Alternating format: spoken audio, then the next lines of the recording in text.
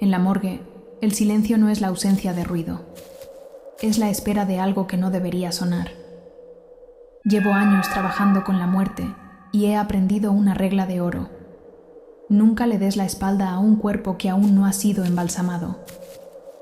Hoy voy a contarte por qué decidí que esta noche será mi última guardia. Historia 1. El reflejo en el acero. La gente cree que el miedo en una morgue viene de los muertos. Se equivocan. El miedo viene de lo que los muertos dejan atrás. Ese vacío que intenta llenarse con algo más. Eran las 2 de la mañana. Me encontraba preparando a una mujer joven, víctima de un accidente de auto. Estaba intacta, salvo por una palidez irreal. En este oficio, te acostumbras a la desnudez de la muerte, pero ella me daba escalofríos. Tenía esa expresión de quien ha sido interrumpido a mitad de una frase. Empecé el proceso de inyección. El sonido de la bomba de embalsamamiento es un zumbido constante, hipnótico. Para no aburrirme, suelo mirar el instrumental quirúrgico que tengo colgado frente a mí. El acero inoxidable está tan pulido que funciona como un espejo deformado. Fue entonces cuando lo vi. En el reflejo del tanque de fluidos, la chica tenía los ojos abiertos, de par en par, mirándome con una curiosidad infantil. Sentí un choque eléctrico en la nuca. Solté el trocar y miré directamente a la camilla. Nada. Sus ojos seguían cerrados, perfectamente sellados con los fijadores oculares que yo mismo le había puesto. Suspiré. Es el cansancio, me dije. Seguí trabajando. Pero cada vez que mi vista se desviaba hacia una superficie metálica, la bandeja de instrumentos, el grifo, la puerta de la cámara frigorífica, la veía a ella. En el reflejo, la chica se sentaba. En el reflejo, ella estiraba sus brazos hacia mi cuello, pero cuando yo giraba la cabeza, el cuerpo permanecía allí, rígido, mudo, muerto. El clímax llegó cuando fui a cerrar la válvula. En el reflejo de la ventana de la morgue, ella no solo estaba de pie detrás de mí, sino que me puso una mano en el hombro. Sentí el peso. Sentí el frío atravesar mi bata. Me quedé paralizado. Cerré los ojos y grité. «Ya terminamos». Cuando abrí los ojos, estaba solo. El cuerpo seguía en la mesa. Pero al acercarme para cubrirla con la sábana, noté algo que me hizo renunciar al turno nocturno. Los fijadores oculares estaban en el suelo, y ella tenía una pestaña pegada a la comisura de los labios, como si se hubiera humedecido la boca justo antes de que yo me diera la vuelta. Historia 2. Los hilos de seda. He embalsamado a miles de personas, ricos, pobres, criminales y santos. Pero nunca olvidaré al hombre del tatuaje en el pecho. Era un tipo delgado, con una barba larga y gris. No tenía familiares. Nadie reclamó el cuerpo. Lo que me llamó la atención fueron sus tatuajes.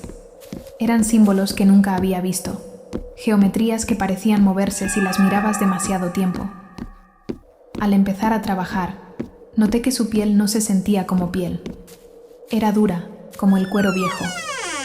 El protocolo exige cerrar la boca para evitar que los gases escapen. Usamos un hilo quirúrgico grueso. Inserté la aguja, pero en cuanto tensé el hilo, este se deshizo. No se rompió. Se desintegró como si fuera ceniza. Lo intenté 3 veces. A la cuarta, escuché un crujido. No venía del hilo, venía de los pulmones del muerto. Un aire fétido, con olor a flores podridas, escapó de sus labios, y con el aire empezaron a salir polillas, pequeñas, de un color gris ceniza, con patrones en las alas que imitaban los tatuajes de su pecho. Cientos de ellas inundaron la sala.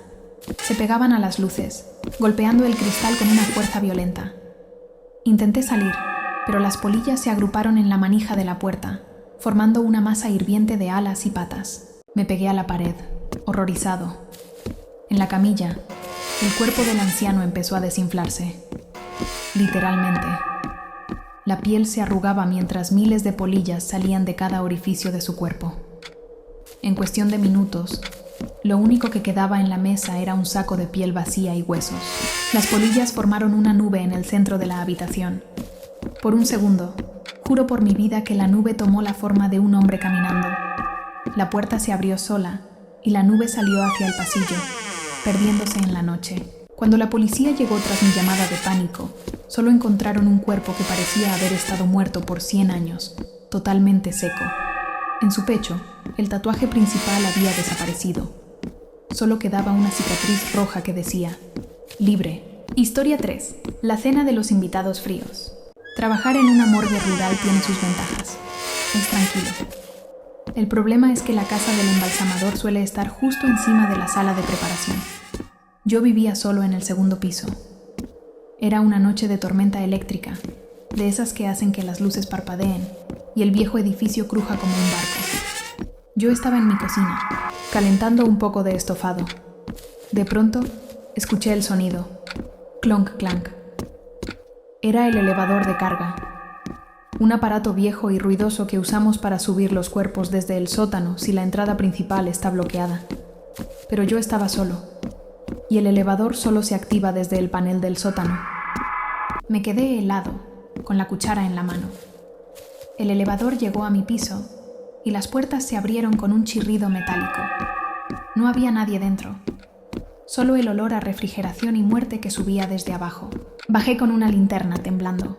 Al llegar a la morgue, la escena me detuvo el corazón.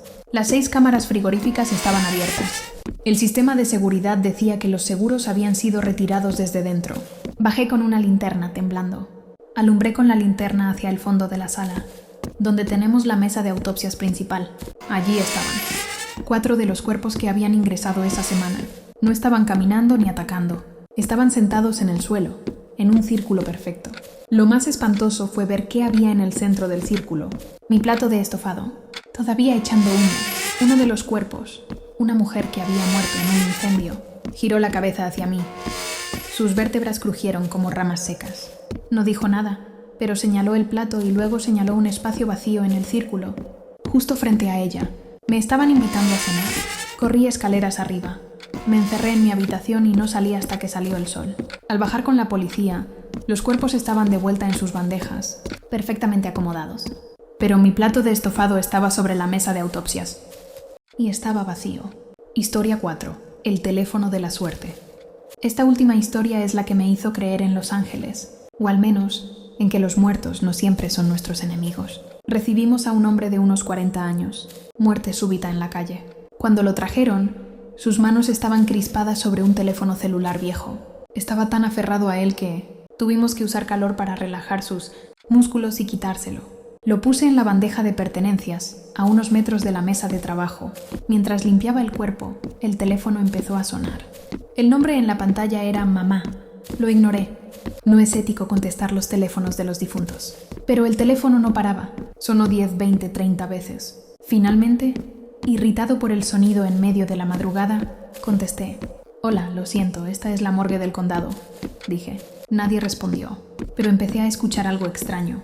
A través del teléfono, escuchaba el sonido de mi propia radio, que estaba sintonizada en una estación de jazz clásico. Escuchaba el goteo de mi grifo. Escuchaba mi propia respiración. Era como si alguien estuviera en la habitación conmigo, llamándome. Pero la habitación estaba vacía. De repente, la voz en el teléfono, una voz distorsionada, como si hablara bajo el agua, dijo una sola frase. 5 pasos a la izquierda, ahora. Fue un instinto. No lo pensé. Di 5 pasos laterales rápidos. En ese microsegundo, el enorme soporte de acero que sostiene las luces de cirugía sobre la mesa se desprendió del techo. Cayó con un estruendo brutal, aplastando la mesa de metal donde yo había estado parado un momento antes. Si no me hubiera movido, habría muerto instantáneamente.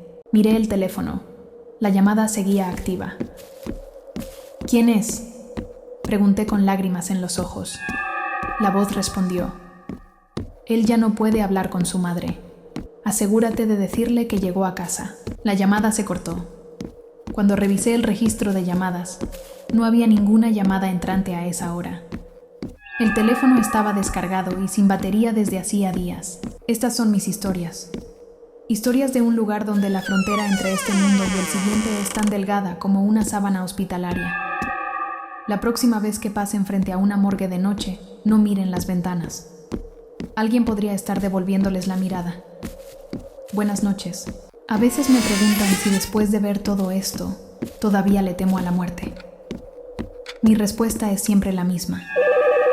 No le temo a la muerte. Le temo a lo que se queda atrapado en el medio. Mi turno termina en 1 hora y el sol empezará a salir. Pero para algunos de los que están aquí abajo, la noche nunca termina. ¿Y tú, alguna vez has sentido que no estás solo en una habitación vacía? Cuéntame tu experiencia en los comentarios. Los estaré leyendo mientras espero mi próximo turno. Buenas noches.